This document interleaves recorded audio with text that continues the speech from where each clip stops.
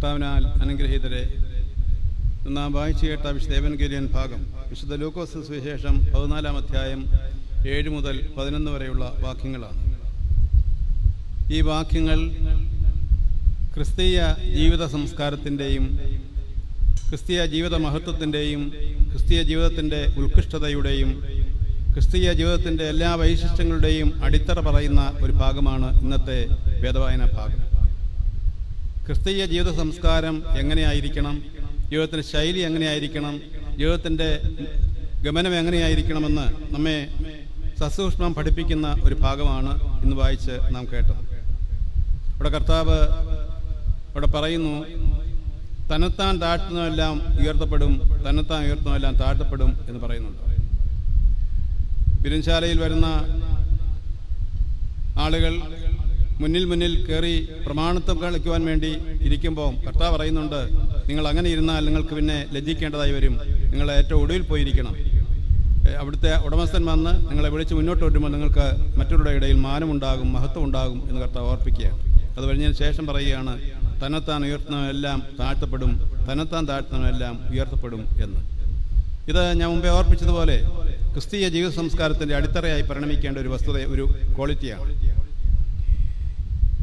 വിഭാഗീയതയും വിമർശനാത്മകവുമായ ഒരു തലത്തിൽ നിൽക്കുന്ന ഇന്നത്തെ ആധുനിക ലോകത്തിന് സങ്കുചിത ചിന്തയുടെയും അതുപോലെയുള്ള ആലോചനകളുടെയും തീരുമാനങ്ങളുടെയും ഫലമായി സമൂഹത്തിൽ വളരെയധികം വിഭാഗീയതയും ഭിന്നതയും ഉണ്ടാക്കുന്ന ഒരു കാലഘട്ടമാണ് ഇന്നത്തെ കാലഘട്ടം. എന്നാൽ താഴ്മയുടെ താഴ്വാരത്തിൽ ജീവിക്കുന്നവർക്ക് സമന്വയ ബോധത്തോടെ എല്ലാവരെയും ഉൾക്കൊള്ളുവാൻ സാധിക്കും എന്നുള്ളതാണ് ജീവിക്കുന്ന പരമാർത്ഥം. അതുകൊണ്ട് താഴ്മയുടെ താഴ്വാരത്തിൽ ജീവിക്കുവാൻ ഉള്ള അഭിനിവേശം നമുക്കുണ്ടാകുന്നുവെങ്കിൽ സമന്വയ ബോധത്തോടുകൂടി സകലരെയും ഉൾക്കൊള്ളുവാൻ തക്കവണ്ണം നമുക്ക് സാധിക്കും. എന്തുകൊണ്ട് ഉൾക്കൊള്ളാൻ വിഭാഗീയത കൂടുന്നു? ഉൾക്കൊള്ളാൻ സാധിക്കാത്തതിൻ്റെ കാരണം എന്താണ്? വിനയമില്ല, താഴ്മയില്ല. അഹന്തയും പൊങ്കച്ചവും ദുരഭിമാനവുമായി നമ്മൾ നടക്കുകയാണ്. ഈ അഹന്തയും ദുരഭിമാനവുമായിട്ട് നടക്കുമ്പോൾ ഭിന്നത കൂടിക്കൊണ്ടിരിക്കും, വിഭാഗീയത കൂടിക്കൊണ്ടിരിക്കും. താഴ്മയുണ്ടെങ്കിൽ വിഭാഗീയതയെല്ലാം മാറി ഒന്നിപ്പിൻ്റെ ഐക്യത്തിൻ്റെ അനുഭവത്തിൽ വളരുവാൻ തക്കവണ്ണം സാധിക്കും എന്നുള്ളതാണ് ഏറ്റവും പ്രധാനമായ സംഗതി. മുഖ്യാസനത്തിന് വേണ്ടിയുള്ള ആധുനിക കടമത്സരങ്ങൾ സമൂഹത്തിൽ വെറുപ്പും വിദ്വേഷവും വർദ്ധിപ്പിച്ചുകൊണ്ടിരിക്കുന്നു എന്നുള്ളത് ജീവിക്കുന്ന ഒരു പരമാർത്ഥമാണ്. അതുകൊണ്ട് ഇവിടെ കർത്താവ് ഊന്നൽ നൽകുന്നത് വിനയത്തിൻ്റെയും താഴ്മയുടെയും രാജപാത സ്വീകരിച്ച് മുന്നേറണം എന്നുള്ളതാണ്. എന്താണ് വിനയം എന്ന് പറഞ്ഞാൽ? കർത്താവ് പറയുന്നുണ്ട്, തന്നെത്താൻ ഉയർത്തുന്നതിൽ താഴ്ത്തുന്നതിൽ ഉയർത്തപ്പെടുന്ന കർത്താവ് പറയുന്നുണ്ട്. ആധ്യാത്മിക സുഹൃതങ്ങളുടെ മാതാവാണ് വിനയം എന്ന് പറയുന്നത്. ആധ്യാത്മിക സുഹൃതങ്ങളുടെ മാതാവാണ്. വിശുദ്ധ ഇസ്ഹാക്ക് പറയുന്നുണ്ട്, വിനയം എന്ന മാതാവ്, താഴ്മ എന്ന മാതാവിൻ്റെ മക്കളായി തീരുവാൻ സാധിച്ചു കഴിഞ്ഞാൽ ദൈവകൃപകൾ അനവധിയായി അനർഗളമായി ലഭിക്കും എന്ന്. അപ്പോൾ താഴ്മയുടെ മക്കളായി തീർന്നു കഴിഞ്ഞാൽ ദൈവകൃപ ധാരാളമായി ലഭിക്കും. നേരെ തിരിച്ചുള്ള അനുഭവമാണെങ്കിൽ പ്രശ്നങ്ങളും പ്രതിസന്ധികളും വർദ്ധിച്ചുകൊണ്ടിരിക്കും. അതുകൊണ്ട് താഴ്മയുടെ മക്കളായി തീരുവാനുള്ള പിതാവിൻ്റെ ആ ഒരു വലിയ ആഹ്വാനം നമ്മൾ ചെവിക്കൊള്ളേണ്ടതായിട്ടുണ്ട്. മഹാനായ ബെസേലിയസ് പറയുന്നുണ്ട്, ഹ്യൂമിലിറ്റി ഈസ് ദ ജം casket of all the virtues. എല്ലാ മൂല്യങ്ങളുടെയും മുത്തുച്ചിപ്പെന്ന് പറയുന്നത് താഴ്മയാണ്, ഹ്യൂമിലിറ്റിയാണ്, വിനയമാണ് എന്ന് പറയുന്നു. ഹ്യൂമിലിറ്റി എന്ന വാക്കുണ്ടായത് ഹ്യൂമാസ് എന്ന് പറയുന്ന ലാറ്റിൻ പദത്തിൽ നിന്നാണ്. അതിൻ്റെ അർത്ഥം മണ്ണ്, ഭൂമി എന്നൊക്കെയാണ്. ഇവിടെ ഹ്യൂമിലിറ്റി എന്നുള്ളതിൻ്റെ താല്പര്യം എന്ന് പറയുന്നത് മണ്ണോട് ചേരുന്ന മനുഷ്യനുണ്ടാകേണ്ട ഭാവമാണ് വിനയത്തിൻ്റെ ഭാവം. നമ്മളെല്ലാം മണ്ണോട് ചേരേണ്ടവരാണ്. മണ്ണോട് ചേരേണ്ട മനുഷ്യനുണ്ടാകേണ്ട ഭാവമാണ് വിനയം, താഴ്മ എന്ന് പറയുന്നത്. നമുക്ക് ഈ ബോധമൊന്നുമില്ല.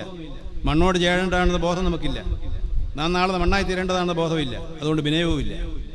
അഹന്തയാണ്, കൂടുതലും പ്രശ്നങ്ങളാണ്. അതുകൊണ്ട് മണ്ണോട് ചേരേണ്ടതാണെന്നുള്ള ബോധത്തിൽ വിനയമുള്ളവരായി, താഴ്മയുള്ളവരായി ജീവിക്കാൻ നമുക്ക് സാധിക്കണം. ആരെ വർത്തമാനം പറയുന്നത്?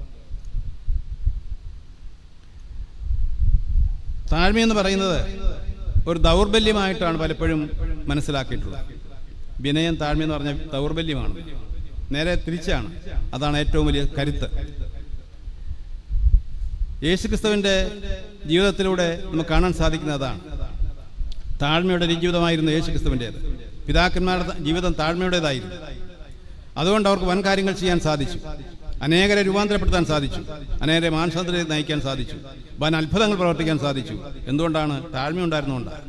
മികളോ അഹന്തയുള്ളവനെ ഒന്നും ചെയ്യാൻ പറ്റിയല്ല, ആരെ സ്വാധീനിക്കാനും പറ്റിയല്ല. താഴ്മയുള്ളവന് ലോകരെ മുഴുവൻ ആകർഷിക്കാൻ സാധിക്കും. ദൈവാത്മാവ് പ്രവർത്തിക്കുന്ന താഴ്മയുള്ള നിലങ്ങളിലാണ്. താഴ്ന്ന നിലത്തെ നേരോടു, അവിടെ ദൈവം തുണ ചെയ്യും. അവിടെ ദൈവത്തിൻ്റെ ആത്മാവിന് ശക്തമായ പ്രവർത്തനം താഴ്മയുള്ളിടത്താണ്. അതൊരിക്കലും ദൗർബല്യമല്ല, അതാണ് ഏറ്റവും വലിയ ശക്തി. ദൈവാത്മാവ് പ്രവർത്തിക്കുന്ന ഇടമായതുകൊണ്ടാണ് അപ്രകാരം സാധിക്കുന്നത്.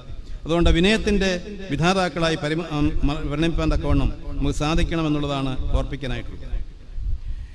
താഴ്മയുടെ താഴ്വാരത്തിൽ നിന്ന് മാത്രമേ നിഷ്കളങ്ക സ്നേഹത്തിൻ്റെ പ്രവാഹം ഉദയം ചെയ്യുകയുള്ളൂ. അത് മറ്റൊരു കാര്യമാണ്.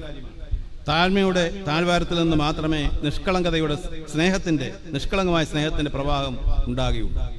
താഴ്മയുടെ താഴ്വാരത്തിൽ നിന്നല്ലാതെ നിഗളത്തിൻ്റെ ഉന്നതകൊടിയിൽ നിന്നും നമ്മൾ സൃഷ്ടിക്കുന്നത് വെറുപ്പിൻ്റെയും വിദ്വേഷത്തിൻ്റെയും ഫലങ്ങൾ മാത്രമാണ്. അതുകൊണ്ട് താഴ്മയുടെ താഴ്വാരത്തിൽ നിന്ന് മാത്രമേ നിഷ്കളങ്കതയുടെ സ്നേഹത്തിൻ്റെ പ്രവാഹം ഉണ്ടാകൂ എന്നുള്ള ബോധം നമുക്കുണ്ടാവണം.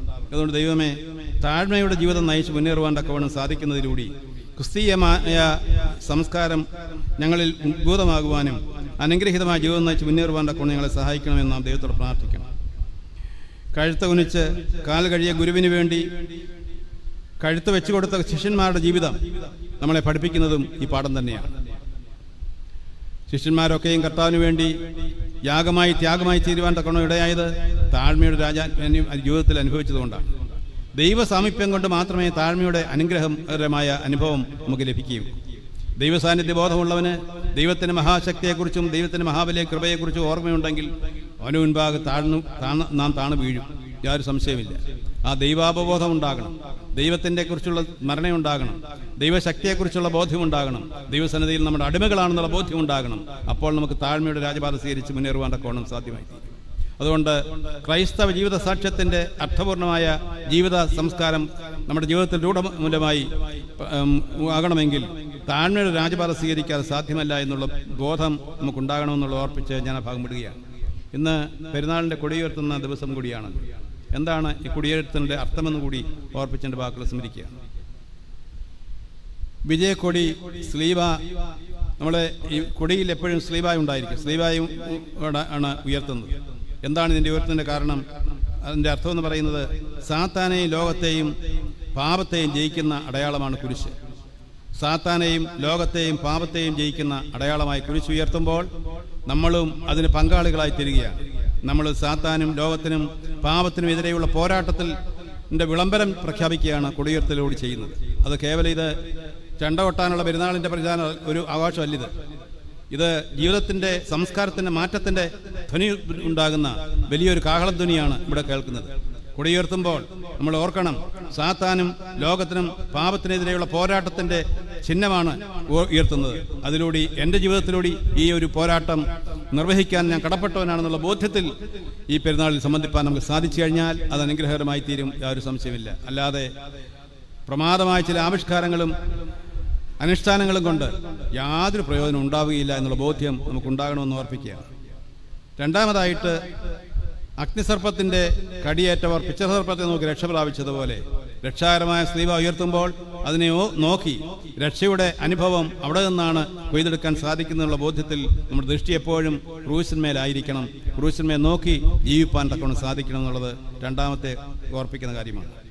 നമുക്കറിയാം, കുസ്തന്യോസ് രാജാവ് കുരിശടയാളം കൊടിയിൽ വെച്ചുകൊണ്ടാണ് യുദ്ധം ചെയ്ത് അത് ജയിക്കുകയും ചെയ്തു.